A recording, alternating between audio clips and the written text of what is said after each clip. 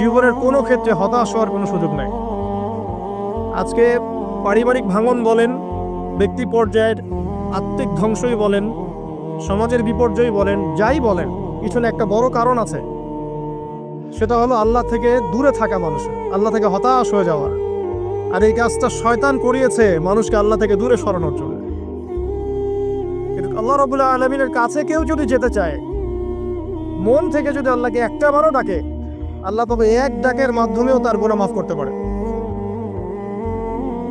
দুজন ব্যক্তির ঘটনা পড়লাম। একজন ব্যক্তি প্রচন্ড রকম আবেদ, প্রচুর ইবাদত করে। আপনারা জানেন ইবলিসও কিন্তু আবেদ ছিল, ইবলিস কিন্তু প্রচুর ইবাদত করেছে। এখন ওই ব্যক্তির একজন বন্ধু ছিল, এটা বনু ইসরাইলের ঘটনা। তো সেই বন্ধু পাপী ছিল, বিভিন্ন কবিরা গুনাহ করত। আর এই আবেদ ব্যক্তি বারবার তাকে নসিহত করত, গুনাহ ছেড়ে দাও, তুমি পাপ করছো, গুনাহ ছেড়ে দাও। তখন সেই ব্যক্তি যে পাপ করছে সে বলতো যে আল্লাহ কি তোমাকে আমার রক্ষক বানিয়েছেন? আল্লাহ কি তোমাকে আমার উপর দারোগা বানিয়েছেন? আমাকে আল্লাহর হাতে ছেড়ে দাও, আমাকে নসিহত করতে এসো না। একদিন এই আবেদ ব্যক্তি তার বন্ধুকে একটা জঘন্য পাপ করতে দেখলো, এমন একটা পাপ যেটা দেখে তার মনে ধারণা আসলো এটা চরম জঘন্য একটা কাজ। তখন সে মুখ ফসকে বলে ফেলল যে আল্লাহ তোকে আর মাফ করবে না, আল্লাহ তোকে জান্নাত দিবে না। আল্লাহ রাব্বুল আলামিন মালাকুল মউতকে এই দুজনের কাছে পাঠালেন, দুজনের রূহকে কবজ করা হলো।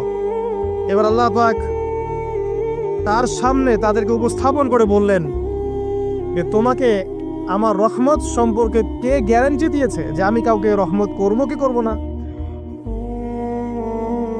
যাও, আমি তোমাকে জাহান্নামে পাঠালাম, ওই ব্যক্তি যে আমার রহমত প্রত্যাশা করেছে আমি তাকে জান্নাত দিয়ে দিলাম।